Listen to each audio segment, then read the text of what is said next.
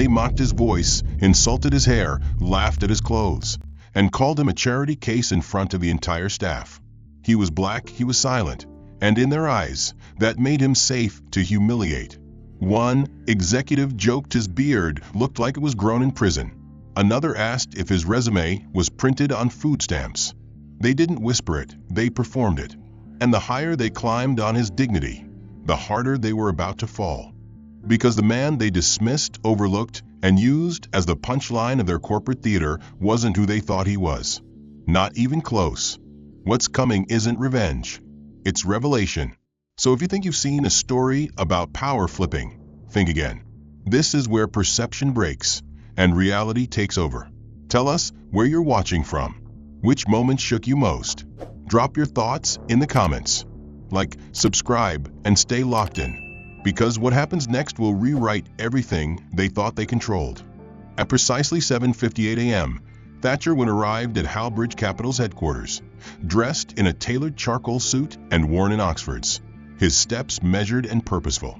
It was his first official day as a strategic advisor, and he moved through the marble lobby with quiet composure, clutching a black leather portfolio, his name stitched discreetly along its edge.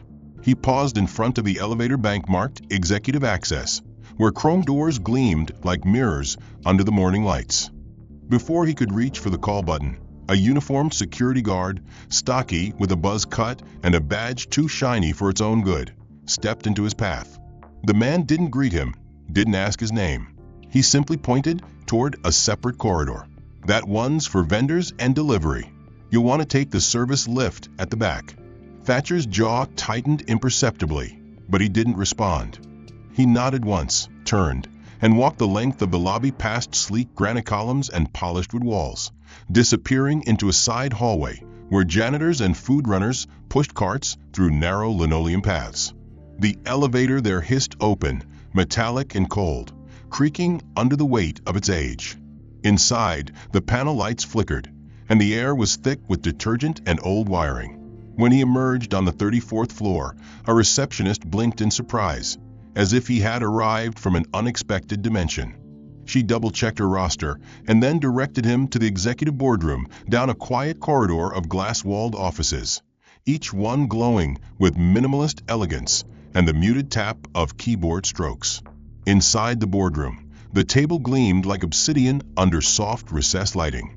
White porcelain cups sat untouched beside thick packets of quarterly reports. A wall of digital screens displayed financial models and real-time market movement.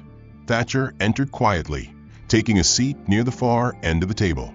The room was already occupied by men and women in crisp attire, Burberry ties, Balenciaga heels, Rolex faces gleaming under French cuffs. No one acknowledged him. Some didn't even glance up. He opened his portfolio, retrieved a pen, and reviewed the slide deck he'd spent the weekend perfecting. At 8:11 a.m., Beckham Sloan entered. He didn't walk. He prowled. Tan skin, silver temples, blazer tailored like armor, and a voice that vibrated with a boardroom-born arrogance. Beckham moved around the table greeting familiar faces with a hand to the shoulder or a private joke, laughing like every conversation was a negotiation he had already won. When he reached Thatcher, he paused. His eyes swept over him, slow and clinical, like evaluating a suit on clearance. Then he turned away without a word. He made it halfway to his seat before glancing over his shoulder and saying to his assistant, who was adjusting the thermostat near the back wall, "Could you bump the AC a little? Something smells like it's been left out overnight." Laughter followed. A few muffled chuckles. One stifled cough. Thatcher didn't move. He stared at the screen. His grip on the pen was steady. The meeting began. Market strategy. Global acquisitions.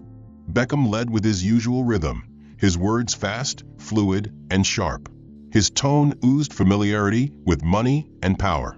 When Thatcher raised a hand midway through to address a flawed valuation model, one that mistakenly projected a failing sector as a target for expansion, Beckham paused long enough to glance at him, then continued speaking as if nothing had happened. 30 seconds later, a junior associate named Griffin, cheeks still pink from morning coffee, echoed Thatcher's insight almost verbatim. Beckham nodded, smiled, and snapped his fingers. Finally, someone's awake in here. Sharp eye Griff. Let's flag that for deeper review. Thatcher said nothing. He lowered his hand and underlined a figure on his printout. No one made eye contact with him. Lunch hour arrived with a catered spread waiting in the lounge. Beckham stood, clapped his hands, and beckoned the room to follow. As the group rose and moved toward the elevator bay, Ava, the assistant, approached Thatcher and gestured toward the boardroom table. Beckham said it'd be helpful if you could stay back and sort the financial documents by quarter.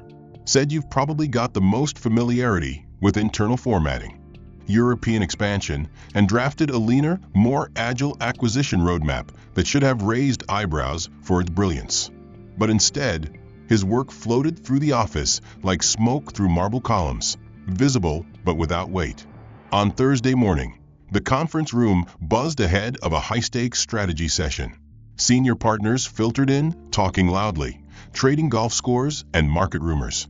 Beckham Sloan arrived late, coffee in one hand and his other hand already gesturing mid-conversation with a board member about overvalued biotech. He swept into the room like a monarch entering court, and the moment his gaze fell on Thatcher, seated quietly near the screen, notes already arranged, laptop open. His expression sharpened. He crossed the room, placed one hand heavily on Thatcher's shoulder, and in a voice too loud for the setting, said, "Is that blazer vintage? Looks like something from a donation bin outside the subway." The room stifled a collective chuckle, some nervous, some delighted. Thatcher blinked once, didn't look up. Beckham moved on without waiting for a response. He took the head seat and tapped the table once, calling the room to order. The session centered around Halbridge's upcoming entry into the Nordic market, a notoriously guarded financial region with complex entry barriers and a slow-yield regulatory environment. Several senior analysts pitched broad, safe strategies focused on long-term partnerships and slow asset absorption. Thatcher listened. He scribbled notes. Then, midway through the meeting, he raised his hand and spoke, his voice level, his cadence practiced. He presented a countermodel, one that outlined a 6-month rolling acquisition strategy targeting second-tier tech firms being quietly snapped up by a Stockholm-based hedge fund. He pointed to a line in the regulatory code that allowed fast-track acquisition under emerging market innovation clauses, an obscure detail that most in the room had overlooked. The silence following his proposal wasn't born of disagreement, but of discomfort. Beckham leaned back, smiled, and slowly removed his reading glasses. He turned his chair slightly, the leather creaking beneath him. Then, with a theatrical scoff, he said, "Interesting. Very detailed. But we're discussing financial strategy here, not pocket change logic from someone who used to count dimes behind a gas station counter." The room broke into laughter, brief, scattered, but real. Thatcher's fingers tensed slightly around his pen. He didn't look at Beckham. He looked at the slide on the screen. He adjusted one data point, clicked through to the next page, and waited for the mockery to pass. Later that day, Thatcher passed the glass-walled corridor near the break area. Inside, Beckham stood with 2 other partners. They spoke in low tones, glancing occasionally toward the analytics pod. The partner beside Beckham said something Thatcher couldn't hear, but Beckham responded loud enough to catch. "He's sharp, but there's something off, like a substitute teacher who wandered into a hedge fund." That evening, the internal memo about the Nordic initiative was released. Every analyst who spoke in the meeting was named in the summary notes. Thatcher was not. His contributions weren't just omitted, they were erased. On Friday, an informal staff mixer took place in the lounge. Staff gathered with cocktails, congratulating each other on a good quarter. Thatcher stood near the window, watching the city below. Beckham approached him, flanked by 2 directors. Holding a glass of bourbon, he clapped Thatcher on the back again and asked loudly, "You finally get that jacket dry cleaned? Or are we just embracing vintage this quarter?" The group around him chuckled. Thatcher turned slowly and met Beckham's gaze, his voice calm. "Yes, I did. Turns out even vintage doesn't wash out arrogance." The laughter faltered, and for a second, the tension cracked. But Beckham recovered quickly, lifting his glass and walking off with a smirk. The next week, a client meeting required printed models of Thatcher's revised forecasts. He submitted them in advance, formatted and annotated. On the morning of the presentation, the documents on the table were not his. They were altered versions, his strategy diluted, language softened, credits reassigned to Beckham's executive analyst. Thatcher said nothing. He watched the room react to his own ideas as though they were freshly invented by someone else. He studied their faces, their hands, the way they scribbled notes he had already written 2 weeks ago. On Wednesday, Beckham sent a public email to the entire strategic team. In it, he thanked specific employees for their contributions to the firm's rising quarter and included a sarcastic postscript. Special thanks to Mr. Wynn for showing us all the importance of visual presentation, especially in your choice of necktie this morning. Didn't know plaid was back in. Thatcher didn't reply. He forwarded the email to his private account, then archived it. That same afternoon, Ava approached Thatcher's desk with a polite but manufactured expression. She said Beckham had requested Thatcher compile a report on legacy fund ratios from the past 10 years. An intern's task. When Thatcher asked if the data set was for a new model, Ava blinked and said, "No, just for reference." Apparently Beckham wants to see how you handle grunt work under pressure. Thatcher looked down at the file. His posture remained upright, his expressions measured, and though the smirks from passing colleagues were sharper now, he returned each glance with silence. By 9 o'clock, the boardroom began to fill for the first executive strategy review of the quarter.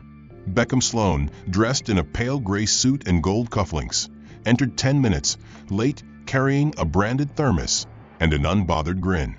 As he made his way to the head of the table, he stopped behind Thatcher, tapped the table twice, and spoke loud enough for the entire room to hear. "Wynn, since you're already seated, why don't you handle minutes today?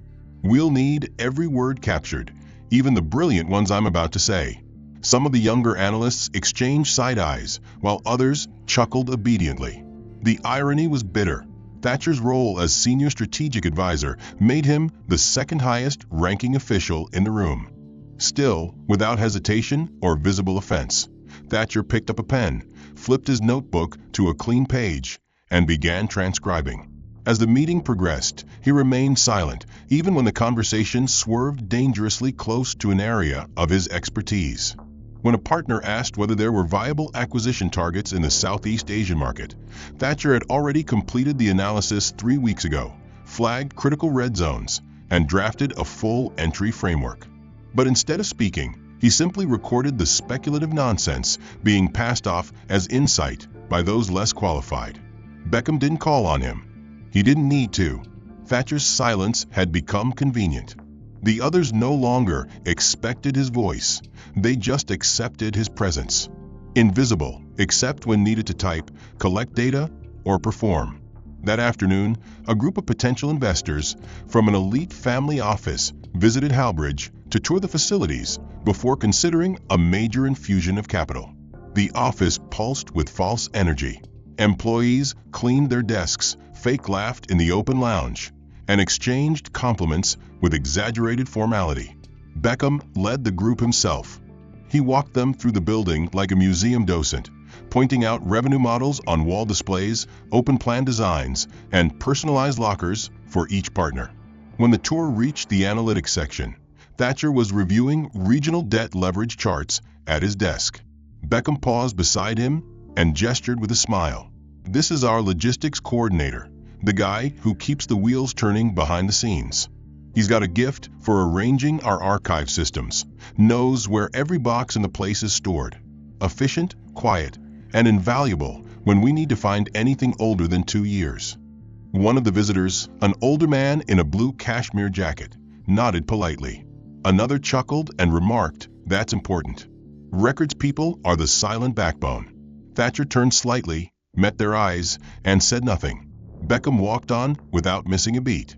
Later that week, Beckham hosted a virtual conference with international partners.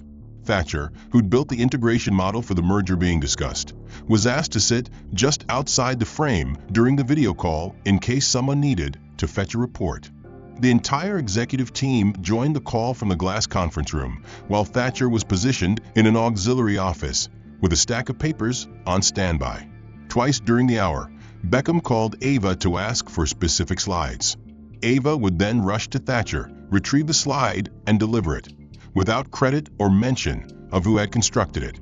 After the meeting ended, Beckham came out, handed Thatcher a half-empty bottle of sparkling water, and said, "You're a real team player. Some of the partners think you're a little too quiet, but I tell them that's just your personality." Thatcher accepted the bottle without a word. The next few days unfolded like clockwork. Beckham assigned Thatcher to supervise the intern rotation schedule, explaining in an open email that Thatcher had a calming presence ideal for onboarding new faces. One of the interns, a bright-eyed Ivy League graduate, mistook Thatcher for HR. When asked directly if he was in charge of payroll submissions, Thatcher paused, then simply said, "Not quite." He continued to be excluded from creative strategy meetings, and when a project file was emailed to stakeholders under Beckham's name, Thatcher's revisions were presented as team-collated input from junior staff. The manipulation wasn't aggressive, it was subtle, rehearsed, and continuous. Beckham had crafted it into an art. He wasn't trying to break Thatcher with a single insult. He was conditioning the environment to make him irrelevant. In the staff lounge, Thatcher overheard a conversation between two associates discussing client impressions. One laughed and mentioned how the new family fund from Chicago had asked if Halbridge did community outreach because one of the employees reminded them of someone they met at a grant application office. They didn't say his name, but they didn't have to.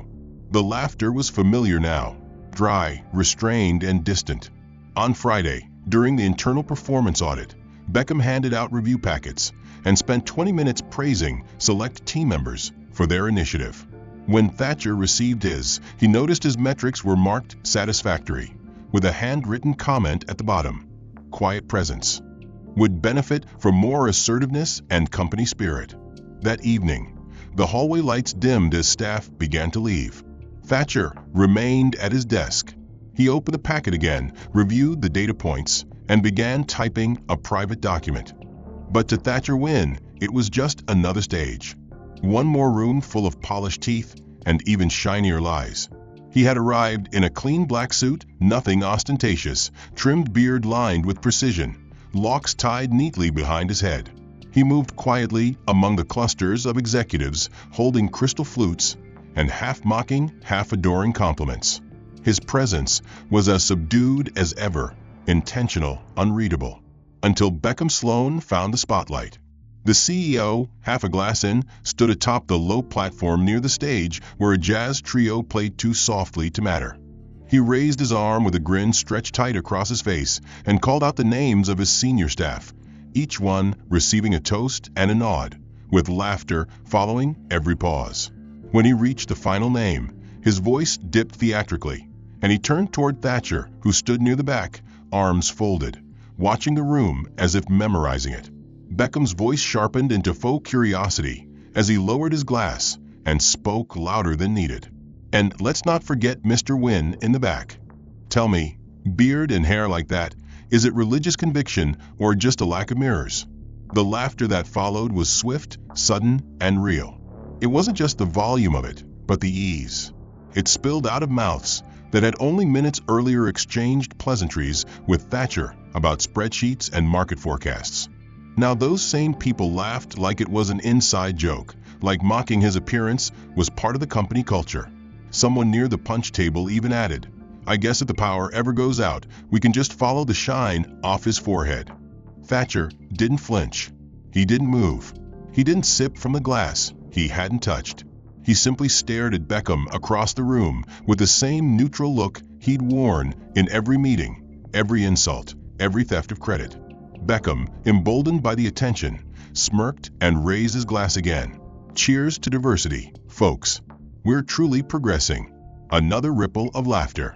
Thatcher turned and stepped away from the crowd, but not before he heard one final jab, this one from Serena Mays, a senior marketing director with a voice like broken glass and a tongue trained in cruelty. As he passed, she whispered behind her wine glass, "There goes the walking charcoal brick." It was a phrase that hovered in the air longer than it should have. And worse, Beckham, standing just close enough to hear, chuckled. Not loudly, not overtly, just enough. Enough to confirm everything Thatcher had come to understand. Back at his desk the next day, the party behind him, Thatcher received a calendar invite from Ava. It was labeled Performance Alignment Review Mandatory. The only other attendee was Beckham. The meeting took place in a glass-walled conference room just off the main executive corridor. Thatcher sat across from Beckham, who leaned back in his chair with an expression that suggested boredom and amusement in equal parts. Beckham opened by noting concerns about Thatcher's integration with the team.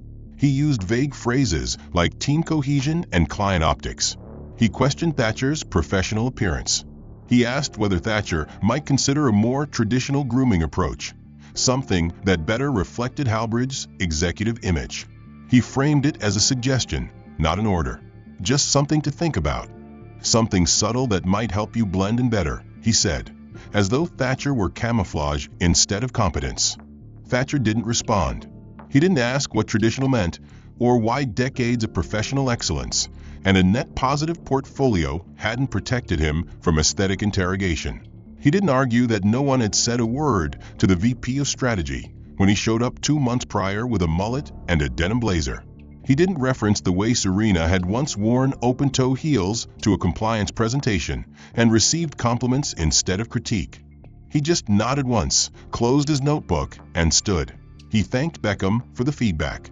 His voice was even. His eyes were unreadable.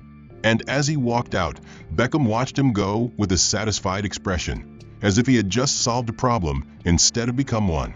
That weekend, Thatcher adjusted his private personnel log. He added Beckham's words verbatim. He quoted the joke. He described the expressions. He added timestamps. But more than that, he began documenting subtle shifts. How meetings now always happened on the far side of the building. How his access to certain files was limited without notification. How 3 project briefings were sent to junior analysts for review before he was even looped in. The walls weren't closing in. They were being built around him, brick by condescending brick. On Monday, Thatcher's badge failed to unlock the finance archives on sublevel 2. He asked IT. They said it must be a glitch. By Tuesday, Ava told him he'd been rotated off the merger integration team and reassigned to internal compliance review. It was presented as a lateral move, but everyone knew it was a closet position, isolated, unimportant, the kind of role where talent went to stall and die. That same day, Serena walked past his cubicle and left a piece of coal on the corner of his desk, wrapped in a napkin. No note, just a smirk thrown over her shoulder as she disappeared down the hallway. The files he used to lead had been reassigned to analysts with half his experience, and the documents he authored were now published internally without his name. The performance review Beckham conducted earlier had gone nowhere. No further discussion, no next steps, no record on HR logs.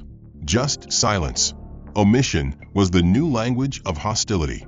But Thatcher didn't resist. He observed. He recorded. And most importantly, he endured. On the morning of the town hall, employees gathered in the main auditorium beneath recessed lighting and a giant digital screen looping highlight reels of recent acquisitions. The room smelled of polished glass and nervous ambition. Rows of chairs stretched across the floor, each lined with leather folders containing strategic plans and quarterly wins. Thatcher stood near the back, as usual, until Ava approached with a clipboard and an apologetic tone she no longer bothered to fake. She told him Beckham had asked for his assistance distributing the presentation packets before the executive address. Thatcher said nothing. She handed him a stack. At first glance, the request seemed simple, helpful even. But when Beckham entered the room and took his place on stage, microphone clipped to his lapel, the real purpose became clear. As the music faded and silence fell, Beckham looked directly at Thatcher, raised an eyebrow, and with a half-smile said, "Let's give a quick thank you to our colleague handing out those packets. Always great to see someone with service industry roots stepping up." Some chuckled. A few glanced away, embarrassed by their own laughter. Most didn't blink. It was just another line in the show, another invisible cut. Thatcher moved between rows with slow precision, his expression unreadable, placing the packets into each attendee's hands. No one met his eyes. No one said thank you. Not one person offered to help.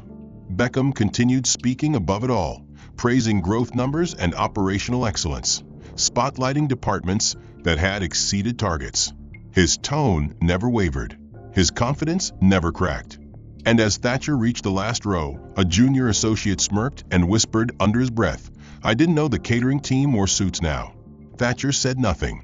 He finished his task and returned to the back wall, arms crossed, listening to the applause Beckham summoned with an effortless hand gesture and a closing remark about vision. Later that day, an all-company email landed in every inbox with the subject line, "Faces Behind the Growth." It was a visual recap of the town hall, a collage of photos from the event. Beckham had written a short note at the top praising the hard work of every division, thanking them for their loyalty and leadership. Embedded in the body of the email was a group photo taken just after the meeting, a carefully arranged shot of the executive staff, team leads, and senior advisors standing in front of the projection screen. Everyone was smiling. Everyone was visible. Except one face was missing. On the far right, where Thatcher had stood beside the director of operations, his shoulders were intact, one arm still visible, but his head had been cropped out of frame. It wasn't a poor angle. It wasn't an accident. The image had been edited. Cleanly. Deliberately. Thatcher knew, because the original had been taken by the company's photographer, and he had seen the raw file that morning. The edit was precise, surgical, and final. The reaction across the company was silence. No one acknowledged the omission. Not in the comments beneath the post, not in casual hallway conversations, not even in whispered Slack messages. To mention it would be to admit it happened, and that would require choosing a side. So instead, they chose neutrality, compliance dressed as ignorance. 2 days later, Beckham hosted a private investor Q&A. The event was small, catered, and invite-only, held in the glass rooftop lounge where sunlight poured through skylights and bounced off the marble floor. Thatcher was asked to assist with logistics. Not planning, not reporting, logistics. Which, in this case, meant setting up chairs, testing the screen share, and printing name tags. He did it all without complaint. He shook hands when spoken to. He nodded when ignored. When one of the guests accidentally called him by the name of the janitor, he didn't correct them. He simply smiled and handed them the correct agenda. At the end of the session, Beckham offered a toast. He raised his glass of scotch, praised the company's vision, and then thanked those who served quietly, a phrase that landed like dust in the room, visible, irritating, and quickly dismissed. He gestured vaguely toward Thatcher without saying his name. Just a nod, a shrug, a placeholder where a man should have been. The guests clapped. The investors smiled, and Thatcher, still holding the stack of folders from the back table, simply turned and walked out. Whenever Beckham used words like alignment, people sat straighter and listened harder, usually out of self-preservation. Thatcher Wynne arrived as he always did, on time, understated, precise. He took a seat near the edge of the fifth row, dressed in his usual dark suit, hands folded over a worn leather notebook. As the crowd settled and the lights dimmed slightly, Beckham stepped onto the stage, microphone already pinned to his lapel, posture relaxed and commanding. The screen behind him glowed with corporate imagery, rising graphs, smiling teams, buildings gleaming in blue light. But the tone of his voice was colder than usual. Beckham opened with numbers, growth trajectories, declining retention in mid-level positions, the cost of underperformance. Then his language shifted. He spoke about identity, about what it meant to be a Halbridge person. He praised hunger, grit, the culture of execution. Then, without warning, he pivoted to something darker. He said the company had become soft in some areas, weighed down by individuals who didn't fully understand the language of performance. He said that bringing in people who looked good on paper, but didn't carry the right instincts, had diluted the company's edge. Then, like punctuation, he scanned the room, and his eyes landed squarely on Thatcher. He didn't blink. He didn't need to name anyone. He paused just long enough for the implication to crystallize. Then he said it plainly. "We don't need observers. We need killers." The words echoed, followed by the sound of shifting bodies and quiet throats being cleared. A few glanced toward Thatcher, quickly looking away when he didn't respond. He remained still, calm, his notebook untouched. Later that same day, the firm prepared for the largest deal of the quarter, a signing ceremony with Rydell Holdings, a powerful West Coast equity group with a reputation for swallowing competitors whole. The event was to be hosted in the executive penthouse, where brushed steel tables and smoked glass gave the illusion of future-proof power. Invitations had been handpicked. The guest list had been locked for weeks. Thatcher had been part of the original advisory team on the deal, his research integral to the model that finally secured Rydell's interest. But when he arrived at the elevators, dressed in a fresh navy suit, folder in hand, he found Ava waiting near the entrance. Her expression was as tight as ever. She told him his name had been replaced on the agenda by a more client-facing representative. Beckham's words, not hers. When Thatcher asked for clarification, she hesitated. Then she gestured toward the reception desk, where a tray of premium coffee capsules sat beside a high-end brewing machine. She told him that Beckham had asked if he wouldn't mind ensuring that refreshments were handled discreetly and professionally. That the last time, guests had been less than impressed with the bitterness of the roast. She didn't say the rest, but the message was clear. You're not invited. You're not welcome. You're not one of us. As the elevator doors closed behind the last of the senior team, Thatcher stood silently in the lobby, the glass panels around him reflecting a man completely outside of the frame. Still, he didn't push back. He walked to the kitchen suite, checked the supply inventory, calibrated the machine, and began preparing the drinks. Every step measured, every motion deliberate. As the guests arrived upstairs, glasses clinking and flashbulbs firing, Thatcher moved unseen behind the scenes, brewing the very drinks for the hands that had erased him. Downstairs, the security monitors caught a glimpse of him in the corner of one frame, standing by a cart lined with cups and napkins. He waited without complaint, listening as muffled applause filtered through the elevator shaft. When the deal was signed, an internal broadcast was sent through the firm's digital signage. Beckham stood center frame, shaking hands with the Rydell executives, smiling like he'd just secured the future of Halbridge with his bare hands. Ava handed him a commemorative plaque while the team clapped. Behind them, champagne bottles opened in synchronized flourish. Later that evening, an email went out with the subject, "Victory signed in stone." Attached was a group photo from the penthouse.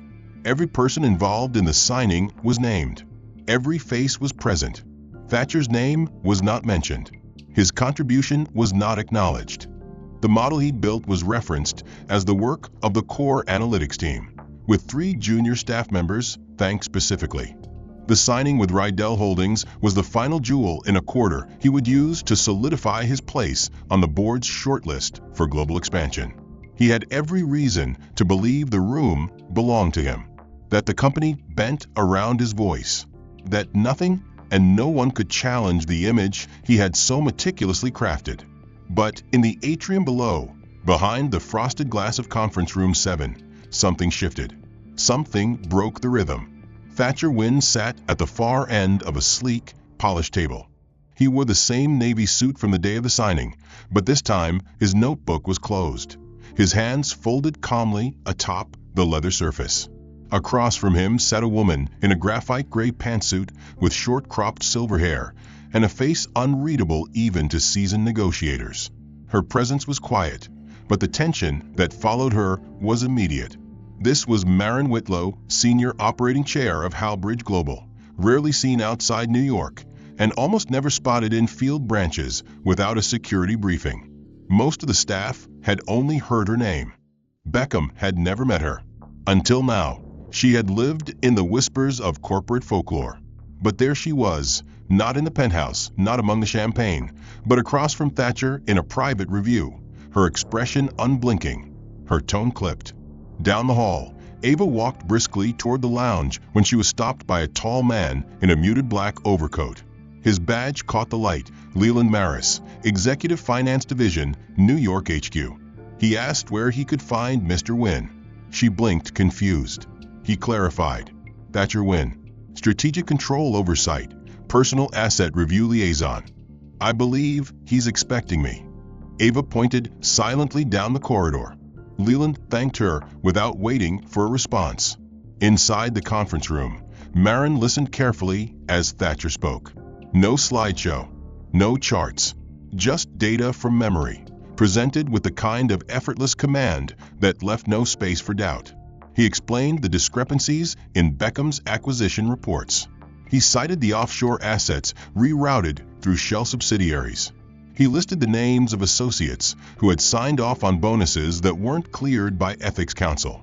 He presented timelines, sequences, footnotes, and then, as a final note, he handed over a sealed envelope containing the updated control ledger for the Rydell acquisition, an updated ledger that bore his signature, his authority, his ownership. At 11:42 a.m., the security system logged 2 new access passes entering the executive tier. Leland Maris and Marin Whitlow, both tagged as Tier 1 Unrestricted. Their arrival was recorded but not announced. At 11:46, Beckham, standing with a cluster of partners, caught sight of Marin through the glass. He froze mid-sentence. His eyes narrowed, trying to make sense of her presence. Then he saw who sat across from her, and in that moment his smile faltered. His spine straightened.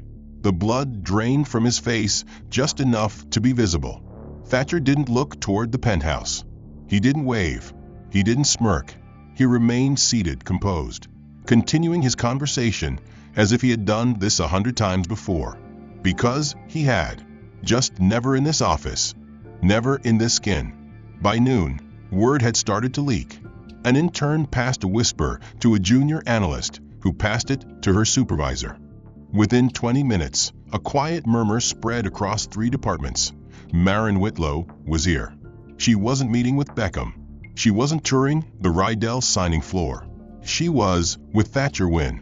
In the data operations pod, one of the compliance officers opened a file Thatcher had sent 2 weeks earlier, one marked non-essential reconciliation. She blinked. The footnotes were too advanced for something minor. She flagged it. She forwarded it to her lead. At 12:33 p.m., that lead forwarded it again, straight to General Counsel.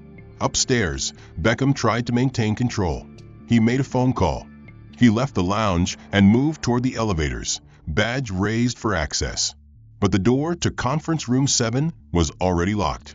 Inside, Marin asked Thatcher a final question. When did you begin collecting this? Thatcher replied without pause.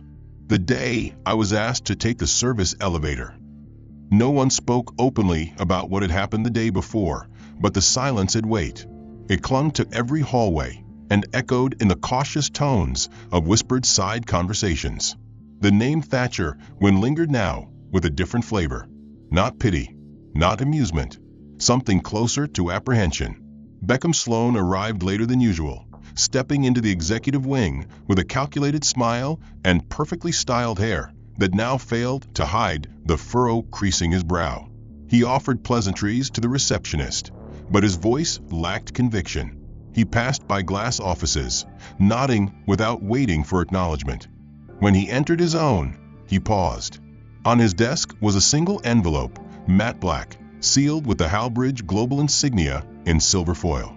No name, no note, just a time printed on the front, 10 a.m. At that precise hour, the boardroom on the 37th floor filled with every department head, partner, and key figure in the branch's structure. Beckham entered last, shoulders squared, flanked by Ava and 2 directors who now exchanged uncertain glances. At the front of the room stood Thatcher Wynne. He was dressed the same as always, elegant, unpretentious, tailored without flash. But his presence was different. It wasn't defiant. It was inevitable. Behind him, the room's primary screen blinked to life. The Halbridge Global seal emerged first, followed by a sharp cut to a live video feed from New York. In the center sat Avery Callum, global chairman of Halbridge, his image crisp and unmoving in the high-definition feed. He didn't greet the room. He simply nodded once and said, "Begin." Thatcher stepped forward, his tone calm, precise. He began by acknowledging the successes of the branch, praising the talent in the room. Then he shifted. He outlined a timeline that began not 6 months ago when he was hired, but 3 years prior when a new fund was launched in quiet partnership with Halbridge's expansion arm. That fund, operating under the name Wynn and Northbridge Holdings, had been tracking global inefficiencies in executive management. It had targeted companies with bloated leadership, toxic culture, and misaligned long-term vision. Halbridge Capital's West Coast branch had become its case study. Thatcher didn't speak in hypotheticals. He cited figures. He detailed how Wynn and Northbridge had, over 22 months, quietly acquired a controlling interest in Halbridge Capital through a network of legal subsidiaries and strategic partners. The total investment was $2.7 billion. He stated, without fanfare, that he was not only the architect of that acquisition, but also its co-founder and primary voting shareholder within the West Coast division. He stated clearly and without pause that he now held majority influence over board-level decisions regarding executive restructuring. The room went still. Even Ava, who had walked behind Beckham for months without question, looked visibly shaken. Beckham himself had not moved. His hands rested on the edge of the table, white-knuckled, his jaw locked in something between denial and rage. Thatcher continued. He listed the policy violations, the compliance breaches, and the operational inefficiencies recorded during his tenure. He named no one. He didn't have to. Every person in the room had seen them, heard them, laughed at them, participated in them. They were complicit by silence. Then the screen behind Thatcher shifted again. Avery Callum leaned forward slightly and spoke with deliberate clarity. Effective immediately, full authority to restructure executive operations at Halbridge Capital West has been delegated to Mr. Thatcher Wynn. This includes, but is not limited to, the reassignment or removal of any senior leader whose conduct compromises the firm's ethical or operational standards. The words landed like a judicial sentence. No debate, no delay. Thatcher turned slightly and addressed the room directly. He announced that a transition plan had already been drafted. He clarified that no decisions would be made based on vengeance, but on performance, accountability, and leadership integrity. He explained that this was not a purge, it was a realignment. He then walked slowly around the table, handing out folders. Inside each was a personalized review, behavioral assessments, project outcomes, anonymous peer evaluations, and a list of missed compliance actions. Each file was stamped with the Halbridge internal code for internal performance risk. Beckham's folder, placed last, was thicker than the others. The memo included one final note. Beckham Sloan had been relieved of all duties effective immediately pending internal investigation. The language was corporate cold, but for those inside the building, it resonated like the final gavel in a long overdue trial. At 3:17 p.m., Beckham's calendar access was revoked. At 3:22, Ava's screen flashed a silent notice from HQ Security. Escort protocol activated. By 3:30, 2 members of the Internal Ethics Committee entered the 36th floor and walked to Beckham's office. They didn't knock. They didn't ask. They entered quietly and without confrontation, and handed Beckham a manila folder stamped in red with the words Termination Compliance Acknowledgement. He didn't speak. He didn't ask why. He simply looked past them through the glass wall that once framed his empire and saw Thatcher standing near the elevator, speaking calmly to 2 department leads. For a moment he tried to square it. This collapse, this unraveling of control that had once seemed so absolute. But no narrative in his head could overwrite the fact that it was real. Beckham had been removed, not with noise, not with chaos, but with the precision of someone who had studied him, anticipated him, and waited patiently for the right opening. At 3:44 p.m., Beckham Sloan walked out of his office for the last time. The walk through the corridor was long, deliberate, unavoidable. Employees had already heard. Word spreads fast when power flips. Some pretended to work. Others didn't bother hiding their stares. But what Beckham hadn't expected, what he truly wasn't prepared for, was the sound. Applause. Soft at first, then fuller, rising like a wave that chased him down the hallway. Not for him. Never for him. It was for Thatcher, who now stood at the glass junction near reception, shaking hands with security, his expression unchanged. Beckham walked past him without a glance. Thatcher didn't speak. He didn't move. He let the silence say everything. Outside, Beckham stepped into the black car that had once symbolized prestige, now reduced to a vehicle of quiet extraction. The doors closed, and with them, the last thread of control he held inside Halbridge snapped clean. But the fallout had only just begun. At 5:06 p.m., a well-known financial blog posted a breaking story. Leaked memos reveal Halbridge, CEO pressured advisor into fraudulent deal structure. Attached was a scan of an internal email Beckham had sent 3 months earlier, an email addressed to Thatcher Wynne. The message outlined a proposal to shift Rydell asset evaluations into a misrepresented category in order to boost quarterly earnings projections, disguised under strategic goodwill. The last line read, "Just sign off. Nobody checks the fine print anymore." Thatcher had never signed. At 5:31 p.m., the story was picked up by 2 national outlets. The headline sharpened: West Coast executive under federal review for fraudulent deal pressure. By 7 p.m., a segment aired on primetime business television. The anchor called it a perfect storm of arrogance and miscalculation. Analysts debated the implications of a CEO who, unaware, tried to manipulate the man who secretly owned him. The next morning, federal regulators issued a formal request for cooperation from Halbridge Global. The documents cited patterns of financial coercion, suppression of whistleblowing, and hostile work culture under Beckham's leadership. Beckham's legal counsel released a statement: "My client denies all allegations." But the tone lacked conviction, and the public had already judged. Meanwhile, inside Halbridge, change began to take form. An internal ethics team, now fully restructured under Thatcher's oversight, opened formal investigations into 3 additional department heads. Compliance protocols were rewritten. Anonymous surveys were deployed company-wide. People who had remained silent began to speak. Quietly, cautiously, but they spoke. In the analytics pod, a junior analyst approached Thatcher. She'd once laughed at a joke at his expense. Now she looked at the floor as she offered a simple apology. He nodded, thanked her, and moved on. No punishment, no shaming, just acknowledgement. That was enough. By the end of the week, Thatcher held a series of one-on-one meetings with every division lead. He spoke clearly, decisively. He set expectations, not for revenge, not for retribution, for performance, respect, integrity. He didn't mention Beckham. He didn't have to.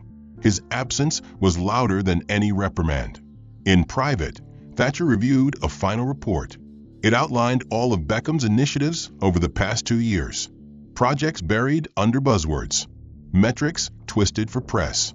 But buried within the report, Thatcher noticed something curious. A small donation Beckham had made in the name of Halbridge to an inner-city mentorship program for disadvantaged youth. No press release. No media. No name attached. Just a quiet wire transfer dated 15 months earlier. 12 months passed, quietly at first, then steadily, like the slow rewiring of a machine that had long been out of rhythm. Halbridge Capital transformed beneath Thatcher Wynne's leadership, not through sweeping purges or loud declarations, but through the consistency of action. The culture changed because silence no longer protected power. Employees began to speak up. Policies were enforced with impartiality. Promotions came by merit, not proximity to influence.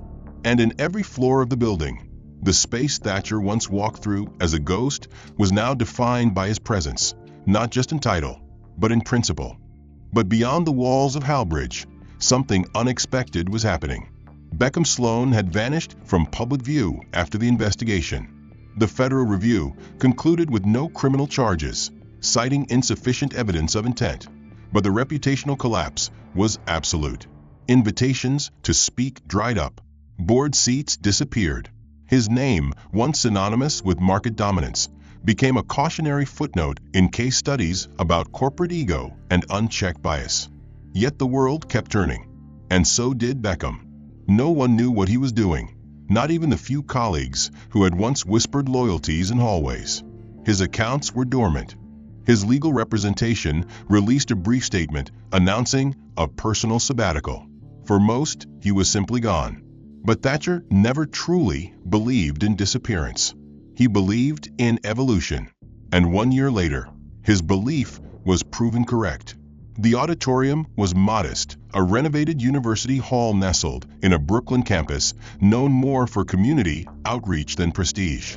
The event was titled Rebuilding from Within: Equity, Empathy, and Executive Culture. It was part of a series Thatcher had initiated, free public forums blending corporate leadership with underserved voices. The audience ranged from MBA students to formerly incarcerated youth looking to enter business sectors that had long been walled off to them. On stage, Thatcher introduced the evening with his usual calm.